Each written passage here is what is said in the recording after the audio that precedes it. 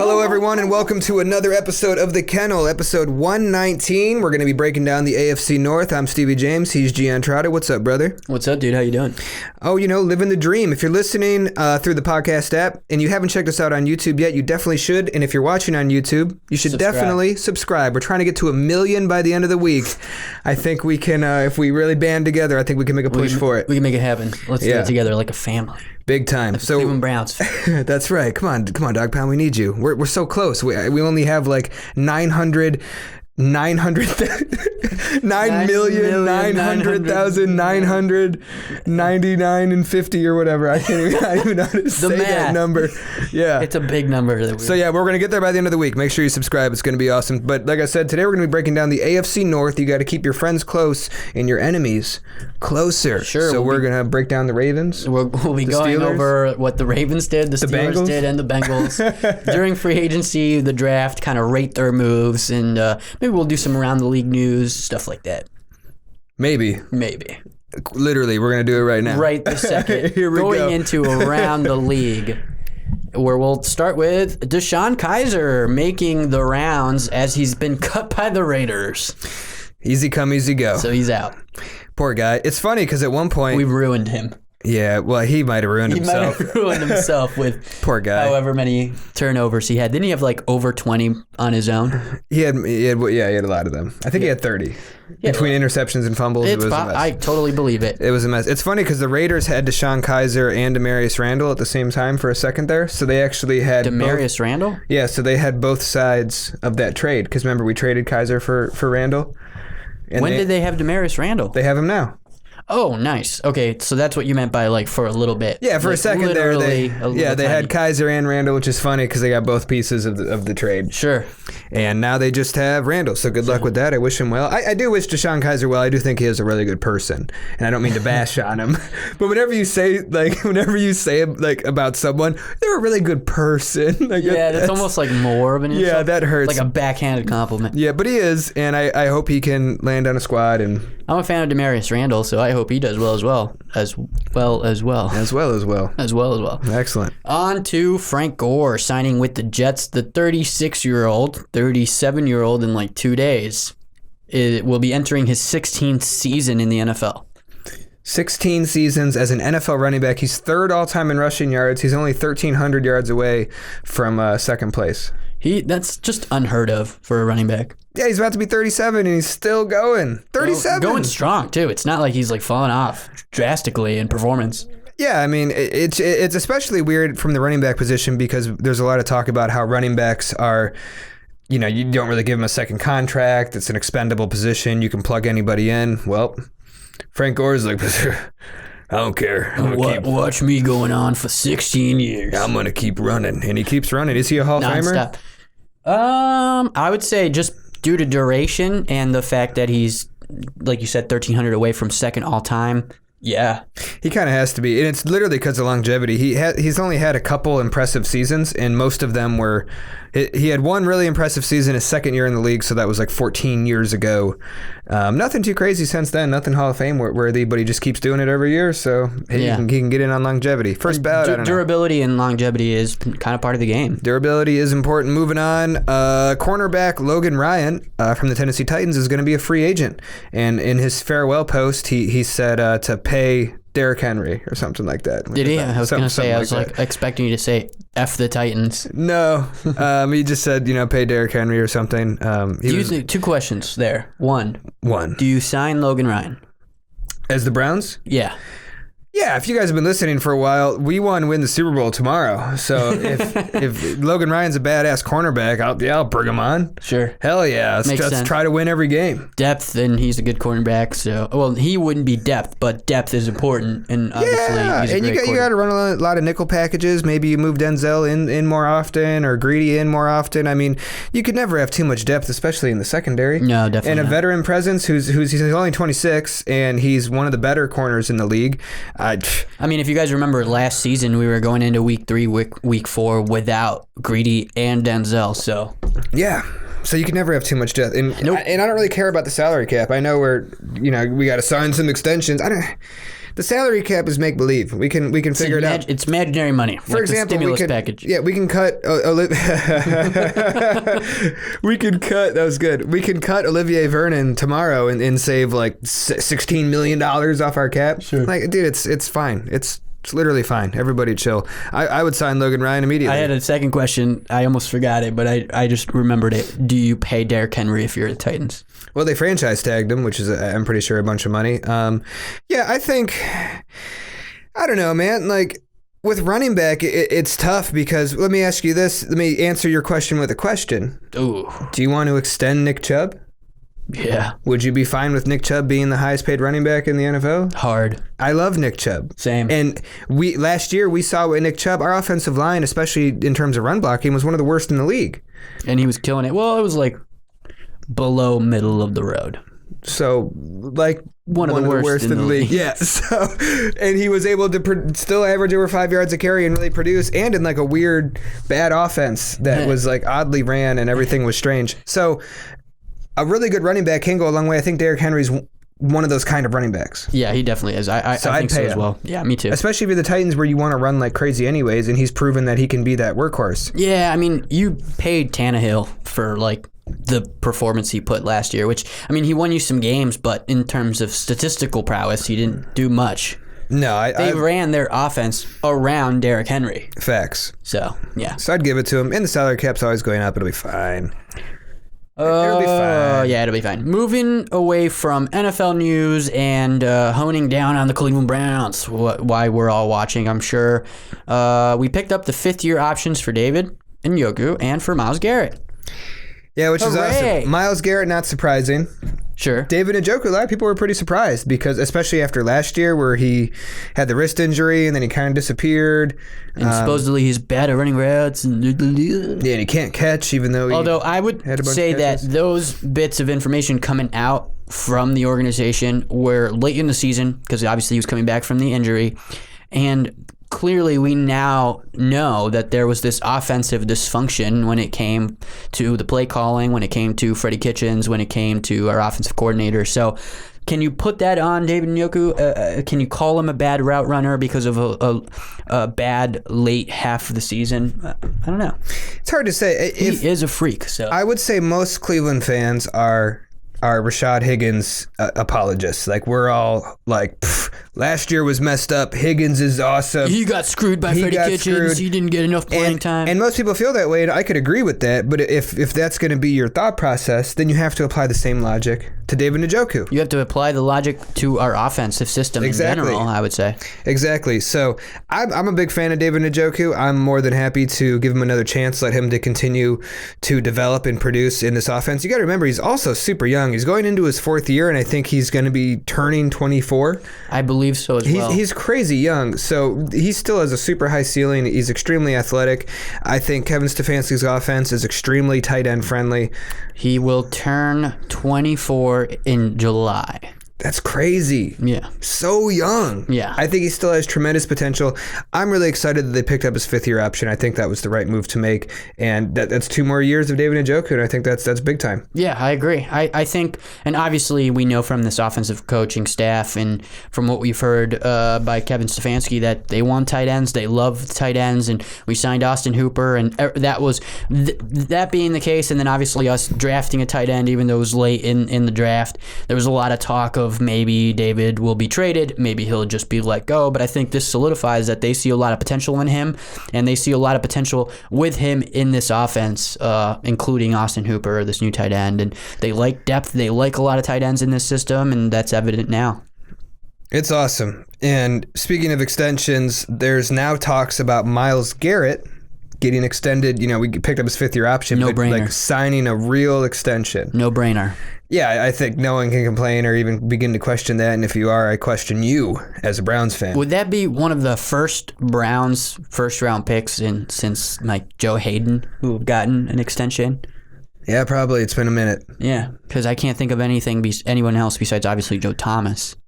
No, yeah, it's been a long time. I don't think Phil Taylor got one. No. Obviously Johnny Manziel didn't get one. Obviously, I think just who else got who was Joe the Thomas and Joe Hayden. Justin Gilbert, that was a disaster. Justin Gilbert, yeah, he was out of the league like a year later. Yeah. Whoops. Can't even think of anybody else. Antonio Callaway. That wasn't a first round, though. That was fourth rounder. Oh, right. No, not him. Who was the wide receiver we drafted in the first round? Long time ago? Braylon Edwards? No, not that long ago. Corey Coleman. Oh, yeah. Corey Coleman. Coleman. Yeah. He's out of the NFL, too. Is he? I think so. Thought he's been hurt for a lot. He was hurt a lot. Last I heard, he was with the Giants, but it's been a minute. Yeah, looks like he is. The Bills, right? He is with the Giants. Oh, he's with the Giants. That's right. Yeah, but he didn't play last year. He was hurt. No, he went into IR pretty early in the season, if I remember correctly. Poor guy. Hope it works out for him. Excuse me. Yeah, so we don't really extend first-round picks ever, but I think we should extend Myles Garrett. There's talks that he could be making up to $25 million per year, which would make him probably the highest-paid defensive player, which I'm 100% for it. Myles Garrett is a freak of an athlete. He's an awesome football player. I don't care what happened last year. I hate the Steelers anyways. They deserved it. Oh. I mean, they started it, but either way it works. It's the same logic. Whoops. So I'm super good with him making a whole bunch of money. I don't care about the salary cap or anything. I think you extend the hell out of Myles Garrett, and he's a Cleveland Brown for life and a leader of this team for a long time. And Myles Garrett is super young. Speaking of people being super young, he's like 24 years old. We can confirm that as well. Let's find out. And he's already a freak of an athlete that can take over games and throw grown men around. So I would assume he's even going to get more powerful. So I'm super for it. He will be 25 in December. Yeah, towards the end of the year. So he's going to play most of this year. 24 years old. So I'd extend the hell out of him. Myles Garrett is awesome. He is the man. Big fan. Well, with that, do you think we could go into this AFC North breakdown and talk about our rivals? I don't even wanna. No, me neither, because of course, and it'll become evident as we move forward through the episode. They're good organizations that make good moves every year. So, yeah, except for the Bengals. Except for the Bengals, but they were more active this year than they have been in years past. Like ever, really. And in general, I think this is going to be a tough year in the AFC North, like it often is. Like every year. But obviously, last year we all kind of expected it was going to be a bit of a wash. And then the Ravens went 14-2. And the Steelers without Big Ben still went 8-8. So. Yeah, Jesus. It's a tough call, and it's pain in the ass. A tough job to be successful in the AFC North. So yep, can't get lucky. We have to be good. Yep. So let's start with the bottom of the barrel. Bengals. The Cincinnati Bengals. The Tigers finished 2019 going 2-14. The Tigers. Yeah. It's funny. I like that. Whatever's. Bengals. Cat teams. Cat teams. There's a lot of cat teams. There is. Like bird teams. Yep, a lot of birds and cats. We're just the Browns. Just the Browns. And that's it. We have a bird and a cat in our division. We do. Yeah. Because there are a lot of those There's a lot in of the them. NFL. Yeah, and then we have So the Bengals went 2-14. Obviously got the first round pick. The first overall pick. Yeah, first overall pick. And but before that, in free agency, they spent more than $140 million, which is way more than they usually do. Yep. Like we mentioned, they were very active. Just some big names that left the organization. Obviously, Andy Dalton, who recently signed with the Cowboys to be their backup. By the way, super smart move by the Cowboys to do that, because I think obviously if they can't come to an agreement with Dak Prescott, they have a starting caliber QB as a backup right now, signed to a 1-year contract. So that'll be good for them. And then they let Tyler Eifert walk, but he can barely walk normally. Sorry. No, he's fine. He gets injured a lot. He does, but he's a good tight end when he's healthy, and he's gone. So they're slim at the tight end position. Didn't really do anything when it came to free agency and the draft to solidify that position or strengthen that position. But other than that, in free agency, they signed DJ Reader, former Texas tight end, defensive tackle. 4-year, $53 million. They made him the highest paid nose tackle in the league. From the Texans. From the Texans. What did I say? I think you said Texas. From the Texans is what I meant. Yeah. Yeah, and then they signed a bunch of people. They signed Trey Waynes, who was one of the top cornerbacks on the market from the Vikings. He's a reliable cover corner. They picked up a guard from the Cowboys. Xavier Zuafilon. I was hoping you would say the name. That was great. Got another corner from the Vikings, Mackenzie Alexander. He'll be. They lost their slot corner in Darquise Dennard. So they have another Vikings corner to fill that slot position. That's good. They picked up a linebacker from the Ravens. Most of these guys will just be like depth Josh pieces. Bynes. They got Von Bell from the Saints. He was from Ohio State. That's pretty cool. Oh, he'll be an instant starter. I think he'll make a positional impact at the safety position for and they signed wide receiver Michael Thomas. From the Rams. Yeah. More of a special teams guy. Yeah, he will have very little impact. I don't even know how they spent all that money. Like, I feel like they didn't get much for it. No, not much. Yeah, it's pretty crazy. But just looking at it from the top, DJ Reader, that's a very great acquisition for them. Obviously, they have Carlos Dunlap, they have Geno Atkins, they have Sam Hubbard, and now they're going to have DJ Reader. They're going to have a formidable front line on the defensive side for sure. It's going to be tough. And that's about the only formidable thing they'll have on their defense. That's about it, yeah, because other than that, they were one of the worst defenses last year, and I don't think they did much to improve that. I mean, if we move forward onto the draft, they didn't do much until late, third, fourth, fifth round. Defensively, their first two picks were offensive players, which good. You want to get your rookie quarterback. Obviously, they got Joe Burrow with the number 1 overall pick to be their quarterback, franchise quarterback of the future. And then they got T. Higgins from Clemson with their 33rd pick overall to give him a weapon, another wideout next to A.J. Green. T. Higgins is a cool name. It's kind of funny. T. Higgins. T-shirt Higgins. So he'll be, I mean, that's good. But besides that, they didn't do much to strengthen their offensive line. And as we've learned, you want to keep your rookie quarterback protected, and your quarterback in general. It's pivotal to keep him protected and to give him time, especially as he's adapting to professional level offensive or defenses and the speed of the game at the NFL level. They got Logan Wilson, linebacker out of Wyoming. I think that's a good draft choice for them in the 3rd round. Yeah, a lot of people were hyping up Logan Wilson, a lot of the draft analysts, film guys. Apparently he's really good coverage linebacker. I know a lot of the guys that follow the Browns were hoping that we would be able to draft him, and he actually went a lot earlier than he was projected. He was flying up draft boards throughout the whole offseason, so I think he's a guy to keep an eye on who I think is going to be pretty good, and it's unfortunate he went to the Bengals. Yeah, but they didn't get, like I said, they didn't go again into offense, and they didn't pick up anything for their offensive line until the 6th round by going with Hakeem Undead-Iniji, offensive tackle out of Kansas. So not a good look for them, in my opinion, when it comes to protecting their quarterback.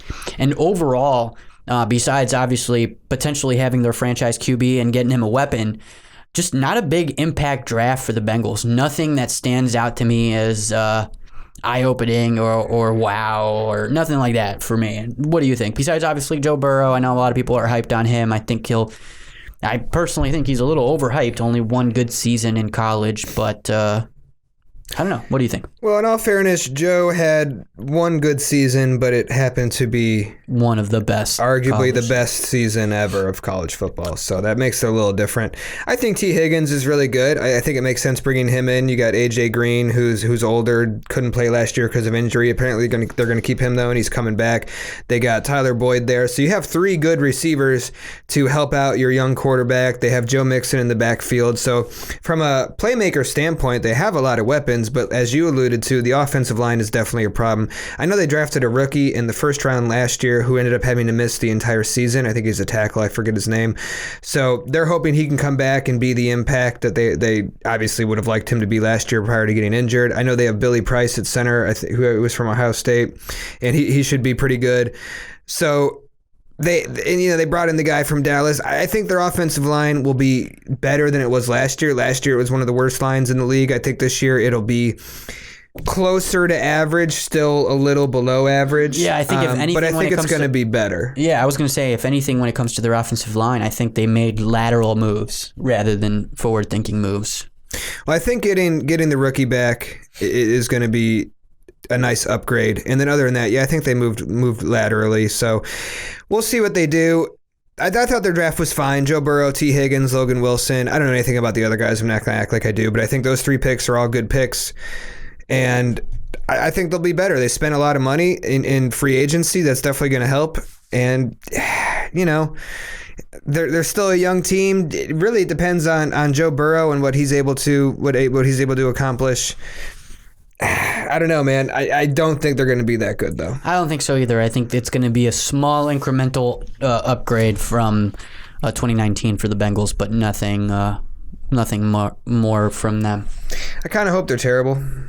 Well, yeah. Duh. I want the Bengals to be really bad for a long time. I can't believe we lost to them by like 33 points. Yeah, or 33 to 13, something like that. It was 33 to 23 to close out the season. Was it? Yeah, okay. It's pretty well, I just remember it being way worse than that. So that's a fireable offense.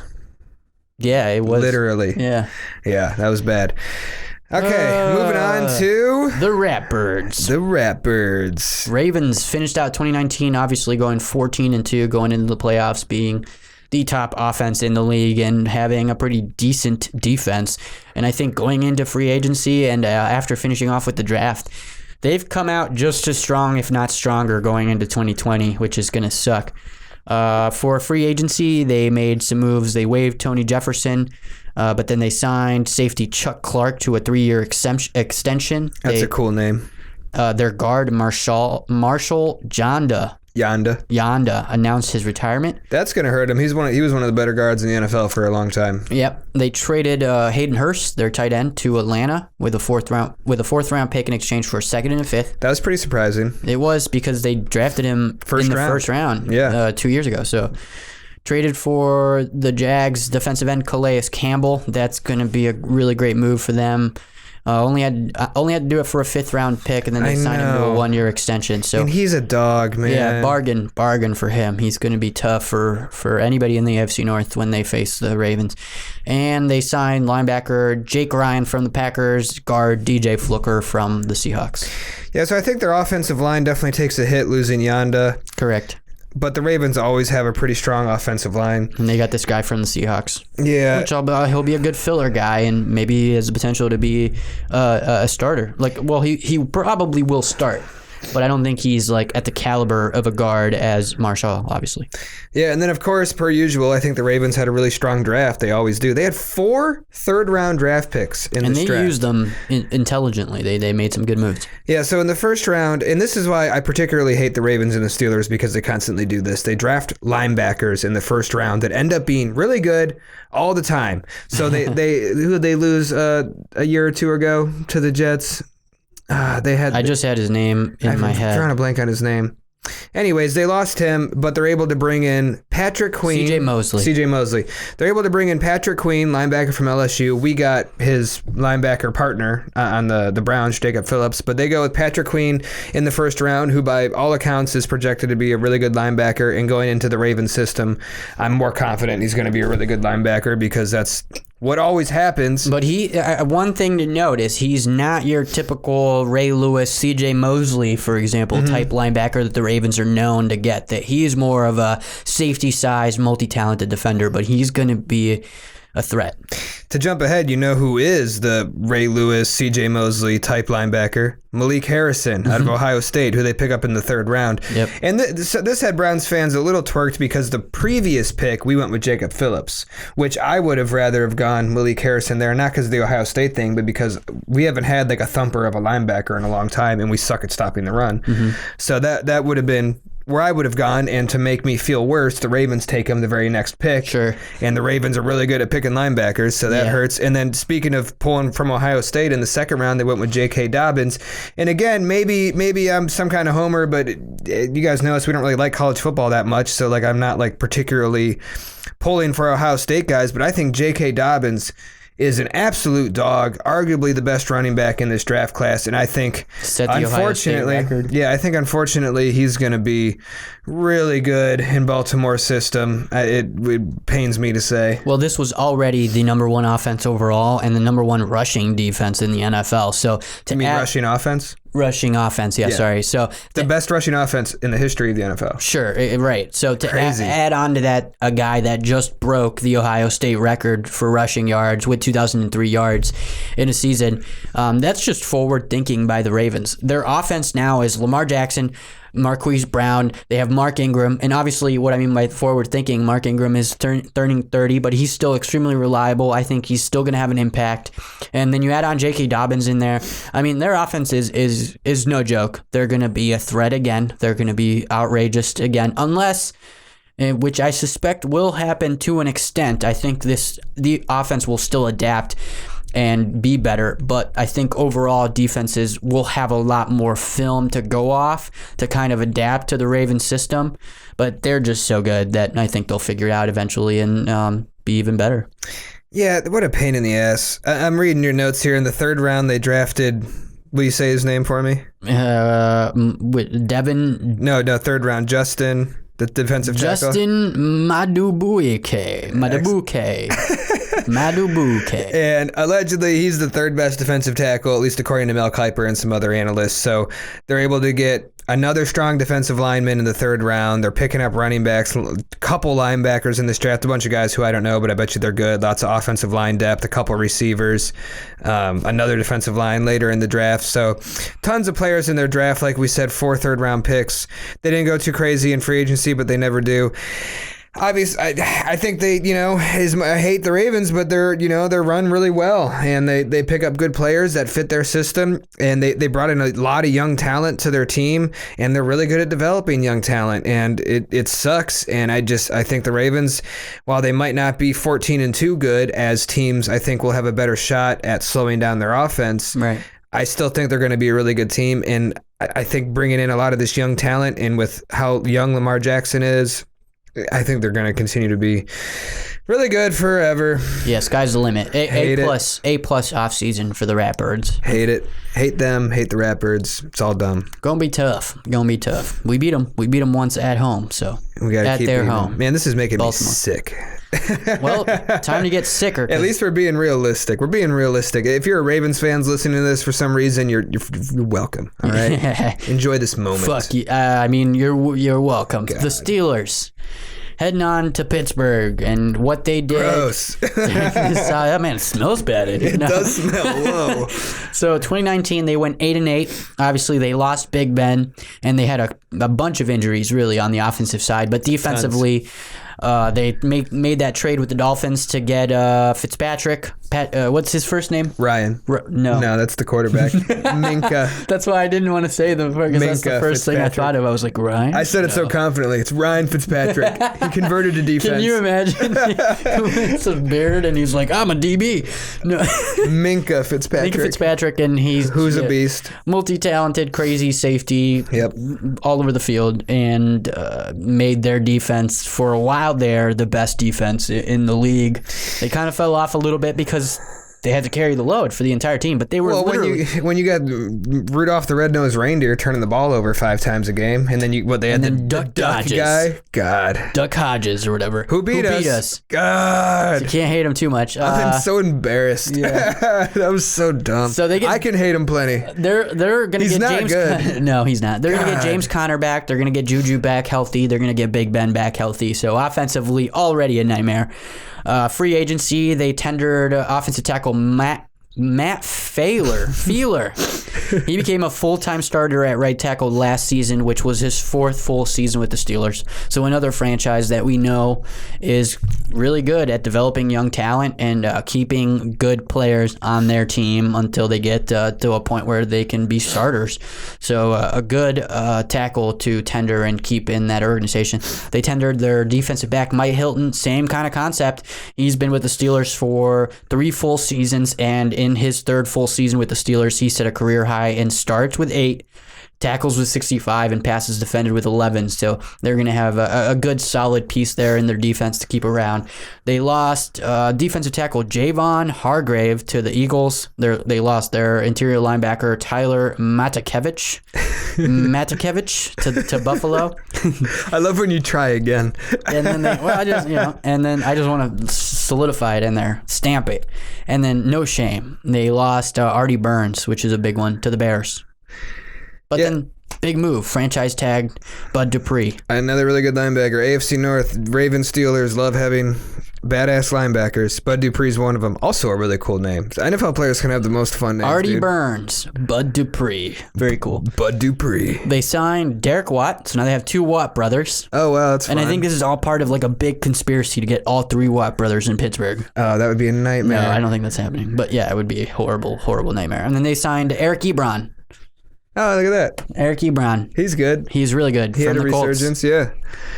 Damn, that sucks. That I does. didn't even know that. Yeah. Damn. So it's going to be tough. Yeah, I don't like that. Offensively, they're a nightmare. They lost Jesse James, and yeah, that's the guy they lost. And they upgraded with Eric Ebron. They went with Eric Ebron. So damn. Yeah. I didn't even know that. Nightmare. Well, that's annoying. I think they're off. Bringing Big Ben back changes everything. I know he can kind of throw a lot of interceptions, but he's a 2-time Super Bowl winning quarterback who is capable for throwing for over 5,000 yards. Huge pain in the ass, and I think he's gonna. And you can't. He's hard to take down. Yeah, he's really gonna want to prove Big something. Ben. Yeah. Yeah. But Myles Garrett loves sacking him, so I think he'll be excited for that. Looking at the draft with the Pittsburgh Steelers, they didn't have a first-round pick because they traded it for Ryan Fitzpatrick. Just kidding, Minka Fitzpatrick.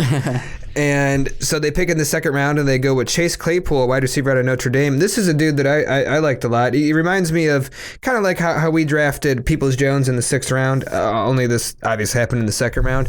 But this is a guy who didn't necessarily produce like crazy in college. He was solid. He was pretty good. But he has insane measurables. He's really tall, he's really big, he's really fast, he's really strong.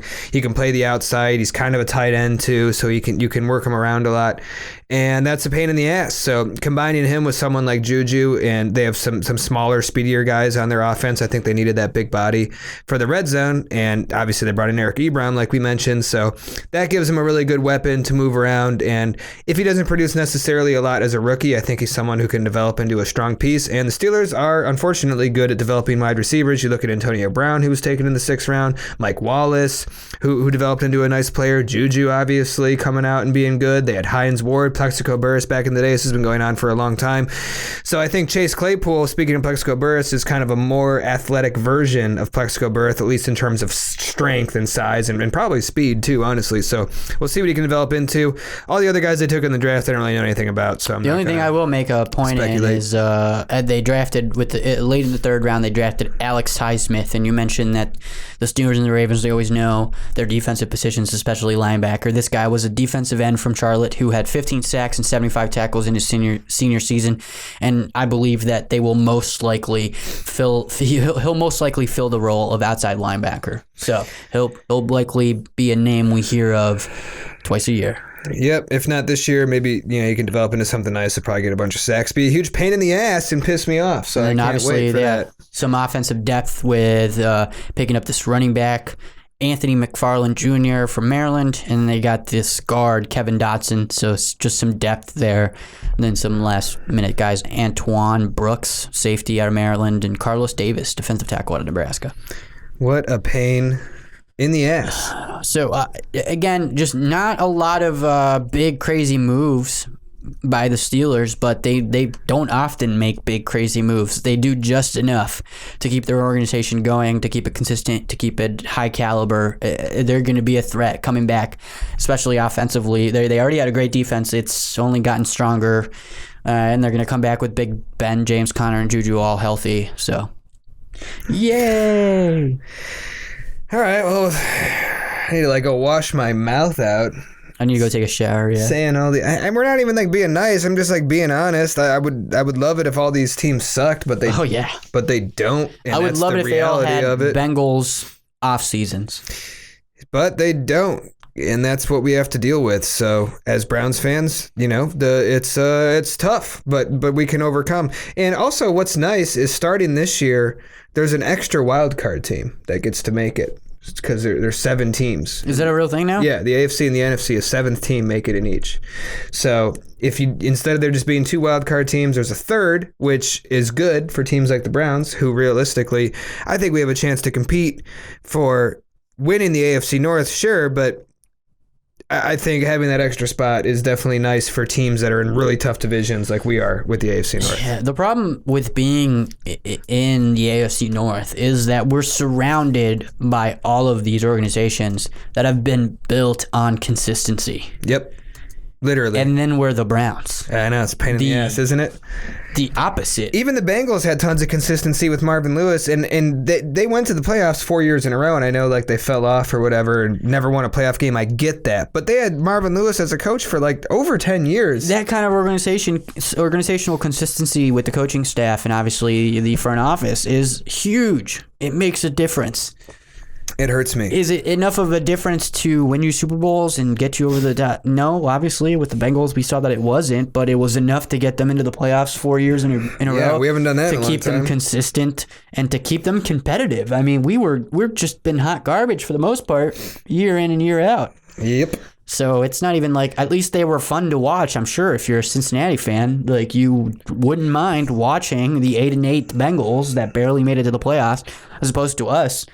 1-15, 0-16, doesn't get much worse than that. Well, time to start building consistency now with Stefanski. Let's do our AFC North record predictions. Please. We're going to break down the records of our record predictions for each team, and we're going to hold ourselves accountable. So we're going to bookmark this, and going into next year, well, once the season ends, which would be next year at this point, we'll see how we did and award some major points. So we'll start with the Bengals. Lead the way, Gian. What do you think? I'm going to go with slight progression, obviously with their franchise quarterback, but not enough to really make that much of a difference. Obviously, they went 2-14. I don't think they'll be anywhere near as bad as that. But I think that this year for the Bengals was more of a building foundation, so a foundational year for them rather than a win-now year. So they'll slightly improve and move on to 6-10. I think 6-10 is a safe bet. I'm going to be a little more pessimistic with them, and I'm going with 5-11. I think they'll have some close games, but ultimately it's really hard to win with a rookie quarterback. Their head coach is still pretty inexperienced. The only experience he has in the NFL is going 2-14, so that's not going to help. They got a lot of new faces. I think it's going to be tough. And again, they're in the toughest division in football. Yeah. I wouldn't be surprised if the Bengals get swept by the division this year. So that's 6 losses right there. Yeah. So it's tough. And if that were the case, even at 5-11, that means they're 5-4 outside of the division. So maybe even 5-11 is, giving them too much. So we'll see what happens. We will. Moving on to the Ravens. I'll let you keep leading the way. All right. So the Ravens, I'm gonna kind of take a lead off of what you said. I think the league will kind of catch up to the kind of crazy stuff that they were doing last year, but not enough to make them losers. And they'll finish out the season 12-4. I'm going to be even more optimistic, and I'm going to give them 13-3. Last year they were 14-2. I think 13-3 is achievable. I get like Lamar Jackson getting figured out to some extent, but I can't sleep on the Ravens. And I just think Lamar Jackson is really special, and if he's able to stay healthy, I think they continue to be unstoppable. I think people are sleeping on the impact J.K. Dobbins is going to have in that offense. Yeah. I think it's going to make a huge difference pounding with him.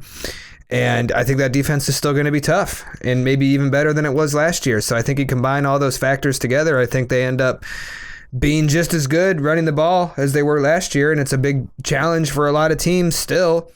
I don't care how much you game plan for it. When a team is really good at running the ball and you don't have a good defense, I don't care what the game plan is. The Patriots couldn't stop the Ravens from running. No. And that they were the number one defense with the best defensive-minded coach in the history of the NFL, and they couldn't freaking stop them. Sure. So what are you going to do? No. Well, where it gets tough for me is obviously we know the Browns are going to beat them twice, and I think the Steelers are I think the Steelers are going to beat them once. So then they have one more loss outside the division. One more loss outside of the division in my prediction, yeah. Nice. Okay. I think the Browns beat them twice, the Steelers beat them once, and that's it. They go 13-3. So we'll see. We'll see what happens. Last one, Steelers, go. Big Ben's coming back. James Conner, healthy. Juju, healthy. They're a great organization. Defensively, really good. But I just don't want to give them that credit. I think they go 10-6. Fair. I would love it if they weren't as good as I think they're going to be, but I think that defense is nasty and it's for real, and it's mostly comprised of young pieces, so I think it gets even better, believe it or not, going into this year. I think TJ Watt could be in the running for Defensive Player of the Year. If Myles Garrett wasn't going to win it, then maybe it could even be TJ Watt.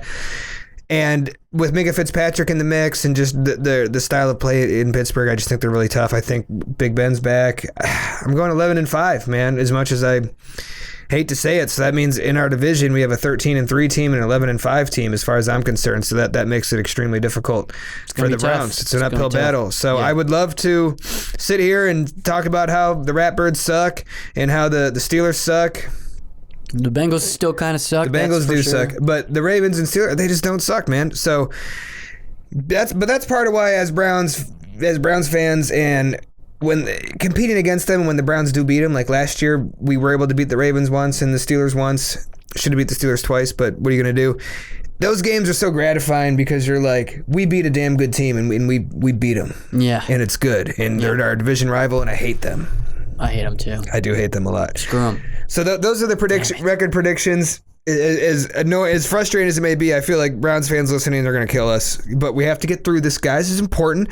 And the last thing we're going to do for this episode is we're going to go through the position groups in the AFC North, and we're going to grade just some of the main ones on offense. So we're going to grade. We're going to put in order, rank, if you will. We're going to rank the top QBs in the AFC North. We're going to rank the top running backs, the top wide receivers, and the top defenses. Let's just get right into it. We're going to start with top quarterbacks. This one hurt us a little, and we have a little bit of disagreements here, so we'll just get into it briefly. But top quarterbacks in the AFC North, I'm going to list them, then we're going to talk about them. Number 1, Lamar Jackson. Number 2, Baker Mayfield. Number 3, Big Ben. Number 4, Joe Burrow. Now, I think you and I agree, and this isn't like based on career or anything. This is what we think going into 2020. So I think we agree that we would love to have Baker at number 1, but we'll start with number 1, Lamar Jackson. I think we agree right now, going into 2020, I think Lamar Jackson is the best quarterback in this division. He's the reigning MVP. Coming off of the season that he had, and obviously even some of the things that he was able to do his rookie year. I think Lamar Jackson is undoubtedly at the top of the list here. And again, not career based. So, because if you look at that, you have to take into account what Big Ben has done: 2 Super Bowls, thrown over 5,000 yards, and being Big Ben, that really puts him over the top. But if you look into what they did last year, which wasn't much for Big Ben, who was hurt, and coming into this year, the potential for Lamar, we already know who Big Ben is. The potential for Lamar Jackson, there's still so much. Yeah, it's terrifying. Sure. It's terrifying, and I hate it. So going into number 2, this one was tough because there's a divide here. Yeah, you can make an argument for Big Ben at number 2, and I think that's fair. But it's crazy to think about Big Ben. He was drafted the same year as Eli Manning and Phillip Rivers. Last year, Phillip Rivers threw 1 million interceptions. Now he's with the Colts. We'll see how that goes. Eli Manning has completely retired, and Big Ben missed all of last year because he hurt himself just throwing the football. He was just throwing the ball, and his arm broke and fell off. And apparently now he's feeling better, but I'm not confident that he is that much better, and their offensive line isn't the best offensive line. So can he take those hits from Myles Garrett when he picks him up and throws him onto the ground and spits in his mouth? Is that something he can handle with the injuries that he's dealt with throughout his career and last year? Because Big Ben has taken 1 million hits. I mean, he has been sacked more than, I think, almost any quarterback ever. Literally. I'm not even kidding. So I think that's something to consider going into next year. So you can still make the argument that he's going to bounce back and could be number 2. We know Baker didn't have the best season last year. Obviously, we've heard enough about it. But I think in Kevin Stefanski's offense, with all of these weapons, with arguably on paper one of the best offensive lines in football, I think Baker takes a massive step forward this year. So I'm really optimistic on Baker's performance, and I think Big Ben isn't going to be bad, but I don't think he's going to be the Big Ben that we're used to seeing. Sure. Unfortunately, like I said, there's a divide here because I'm going to have to disagree with you. I think Big Ben still just barely edges out Baker on the list. I think Big Ben rightfully should be at 2 with Baker at 3, especially after the disastrous season that he had for his second year. So there's not much of samples size there for Baker for us to say that he's second overall in the AFC North when it comes to quarterbacks. But I get where you're going. I get why you have the ranking that way. And at this point, it is dismissible whether it's Baker or Big Ben based on what they did last year and coming into this year, what the expectations are. I do agree with you that Baker is going to take a massive step forward and be a way better quarterback. And I think rightfully at the end of 2020, he will overlap Big Ben and be number 2. But right now, going into 2020, I don't think we can put him in that ranking. And obviously, we have at number 4, Joe Burrow, rookie quarterback. He had obviously one of the best, like you said, seasons for a college quarterback. But coming into the big leagues is a whole different game. He has to prove himself. There's no tape. There's nothing for him. So he's got to prove it. He's got to earn it. And he hasn't, so he's 4th on the list.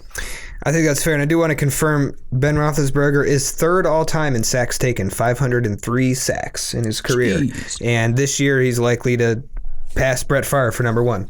He's only got 22 to go, so I think Myles Garrett for sure. Myles Garrett will get 5 or 6 of those, and he'll be well on his way. That's pretty incredible. Tom Brady's right behind him, just 3 less sacks in his career. He's in his 40s. So. It's just crazy. Sure. Getting sacked probably sucks. Next, so we'll just talk wanted to about, confirm that. Yeah, next we'll talk about our rankings for the top running backs in the AFC North, and we'll lead it off with our guy, Nick Chubb.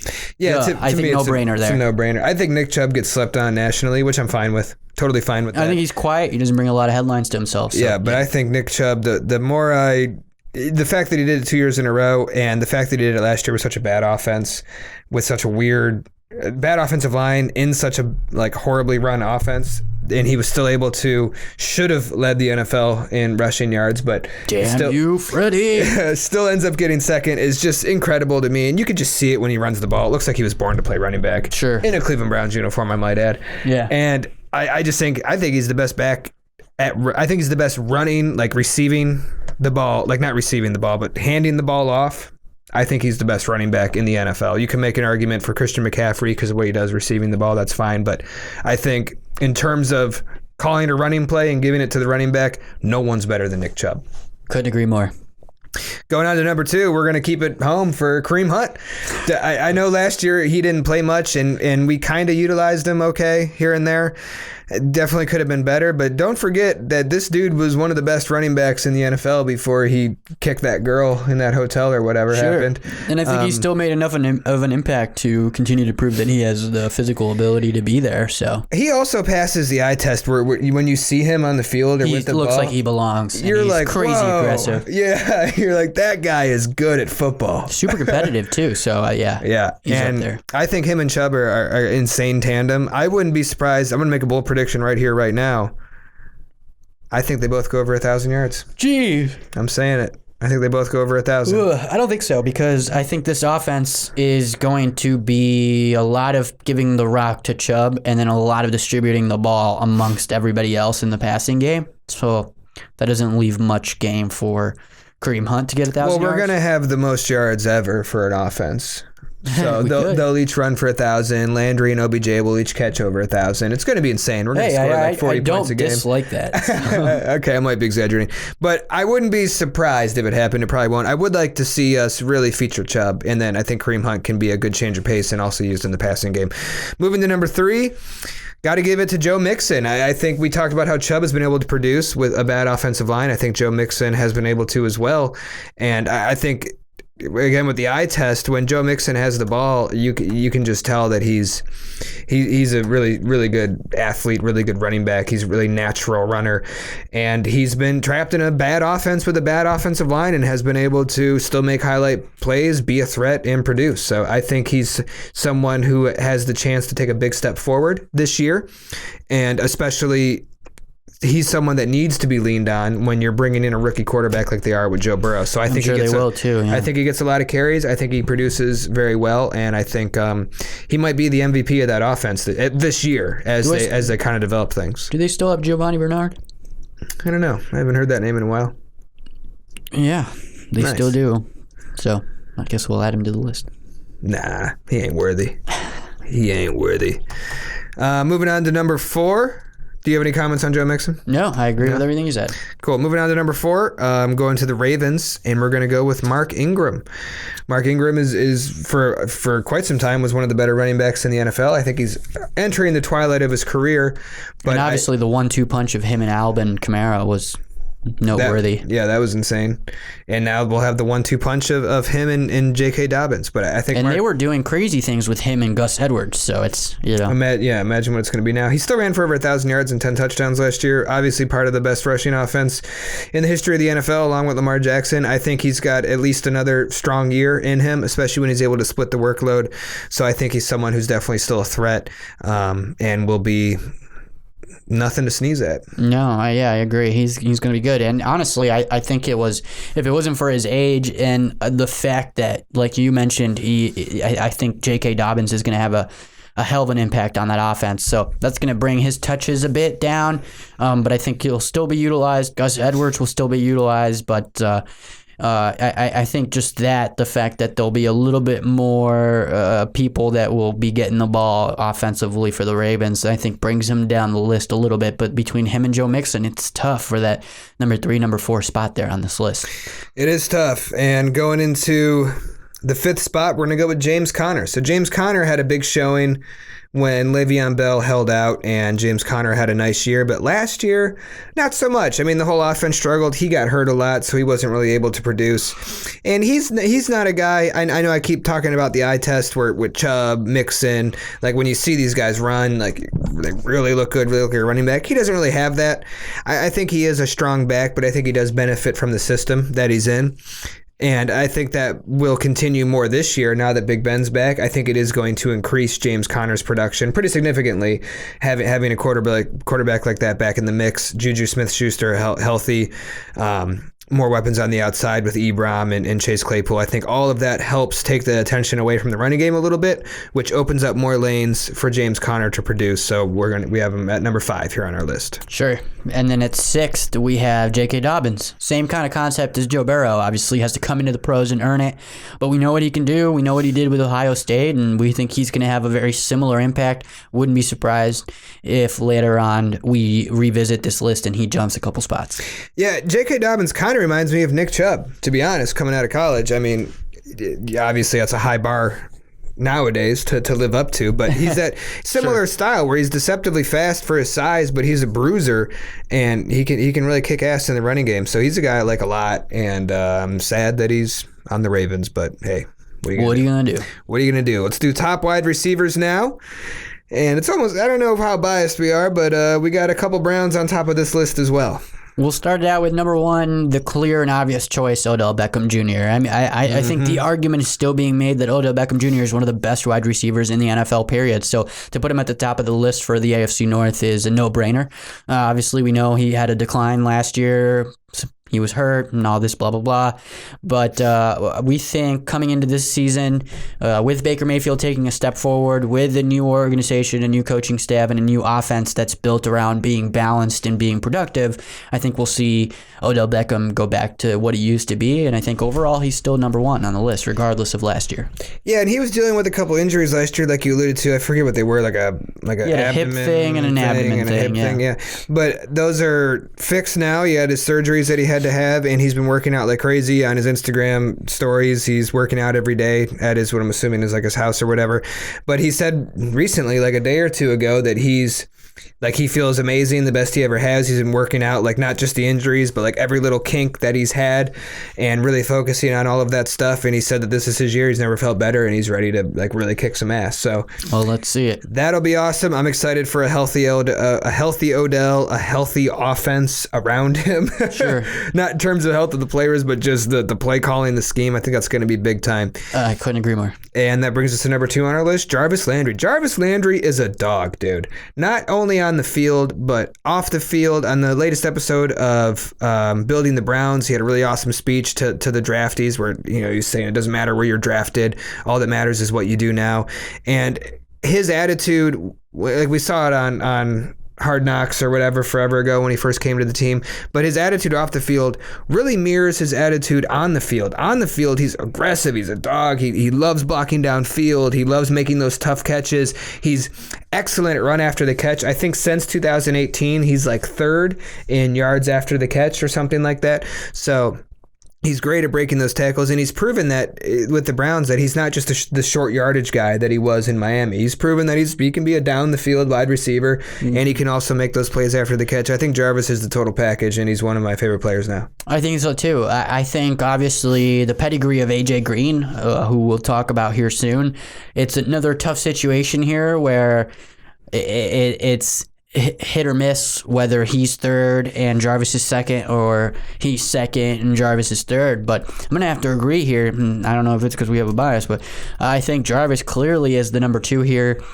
And like you said, he's proven coming into the Browns that he's not just that short yardage wide receiver that people used to say he was. He was overrated, a lot of people said when we first picked him up. But I think he's proven himself throughout his career, and just being here with the Cleveland Browns. Not only what he brings on the field, but like you said, the locker room. He's a hell of a player.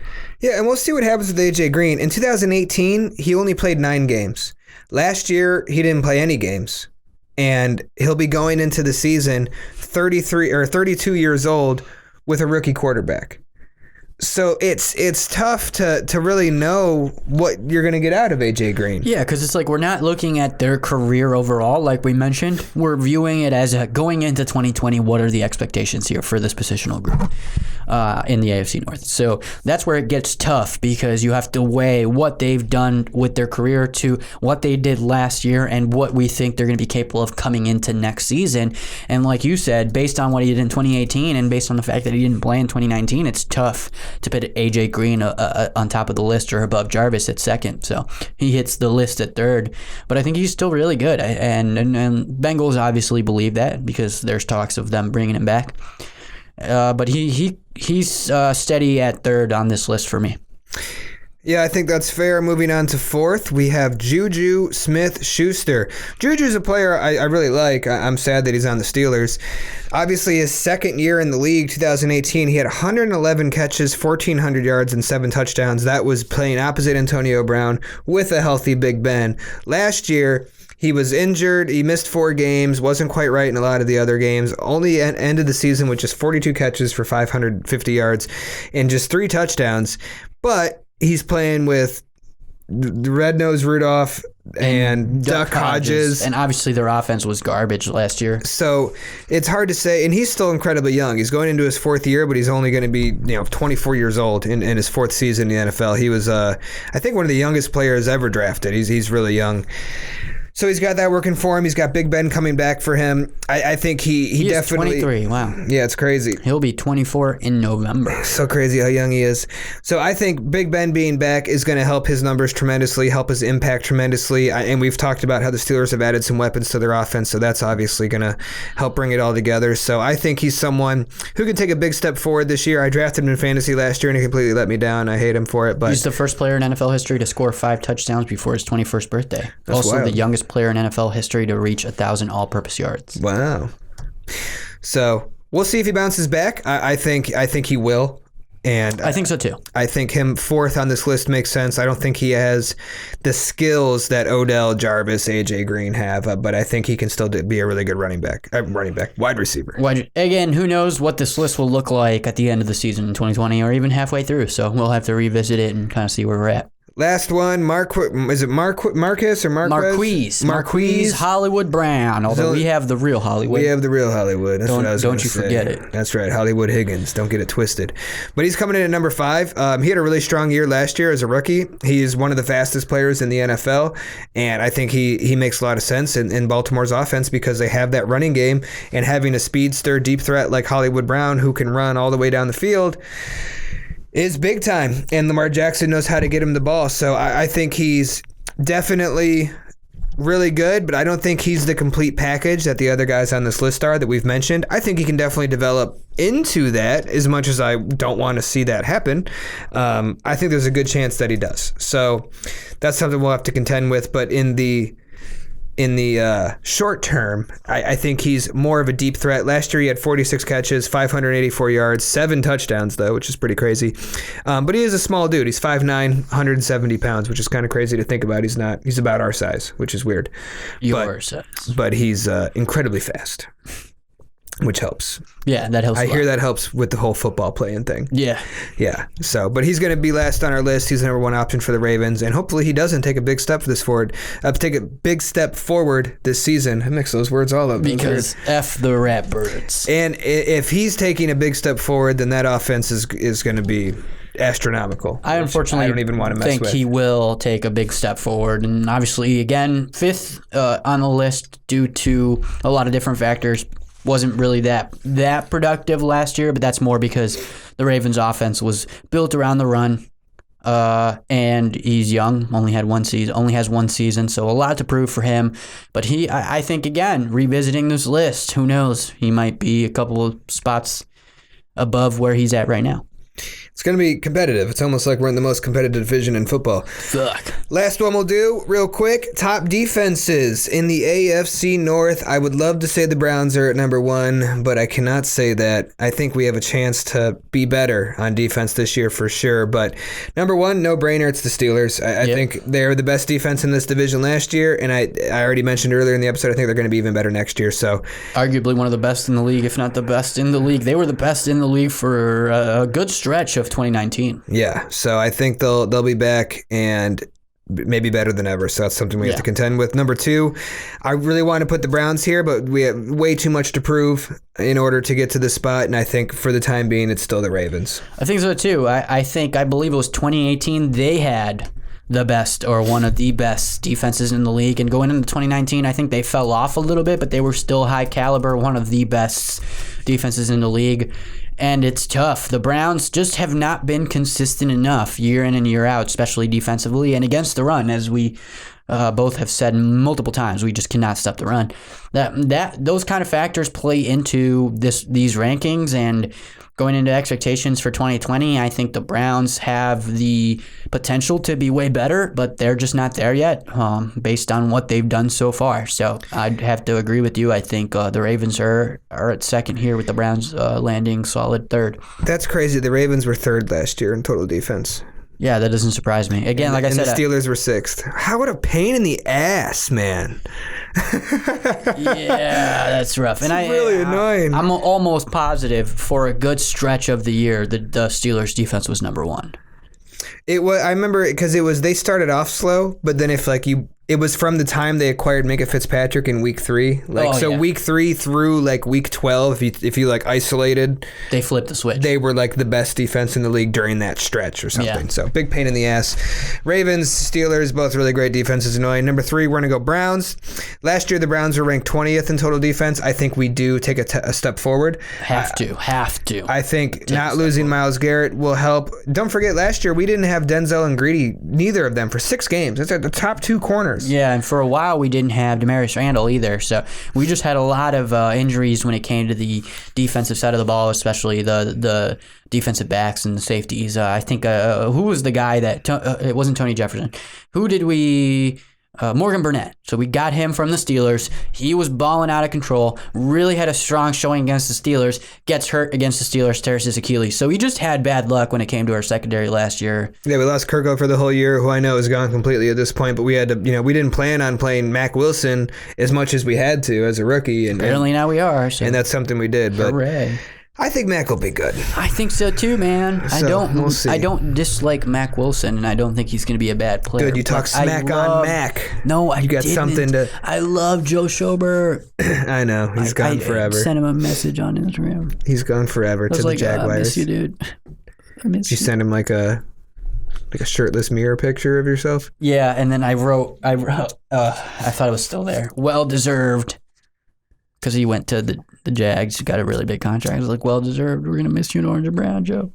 You wrote that on your body. And did you write it backwards so it looked right in the mirror? Mm-hmm. That's impressive. And then last, we'll do the Bengals. Last Bengals place, for worst sure. Defense for sure. Yeah. Hopefully they're really bad. That'd be fun. I hope it continues the trend. Again, just looking at their roster and the moves they made, nothing really big standing out as wow, they got this player. Except for again, DJ Reader. I think their front line defensively is going to be tough with Geno Atkins, Carlos Dunlap. But again, those guys are older. So, but they have Sam Hubbard, who's good. DJ Reader. It's a tough sell, though, overall defensively. All right, well, I think that about wraps it up. I'm glad we got this done. I don't want to talk about the AFC North teams ever again like this. Yeah, this hurt. It hurts my head. It was painful, but it's good to be up to date with what your enemies are up to, and I think that we are now. If you haven't already, make sure you subscribe to the podcast on YouTube. Like this video. Follow us on Twitter. And turn notifications. Let me finish with the YouTube one step at a time. Sorry. Like the video. Turn your notifications on. Subscribe. Tell your friends. Get them to subscribe. I appreciate that. And then we have a Twitter. Tell them about it. We have a Twitter. It's @FootballKennel, and an Instagram @FootballKennel. Like us and follow us on those things. That's right. We haven't said in a while, we're proudly part of the ATB Sports Network. We've let you down, ATB Sports. We're proudly part of the ATB Sports Network. Check them out at atvsports.net or at atvsportsnet. I think it's just at ATB Sports. It's at ATB Sports on Twitter. Or is it net? I don't know. ATB Sports Net on Twitter. I think it's ATV Sports. That's right. At ATV Sports. We used to say it every episode. We're getting back on it. And then their website, obviously, across the board. Yeah, really good site, sports news, all that stuff. I think we've dragged on this ending long enough. So with that said, tune in soon for episode 120. We appreciate you guys watching, and go Browns. Go Browns.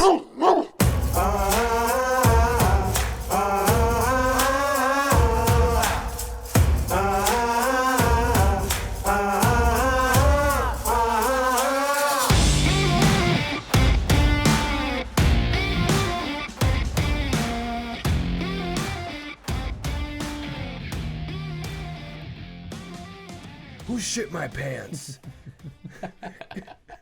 Did you shit in my pants? No. No, I think you shit your pants, bro. You shit your pants. So that's why it's so funny.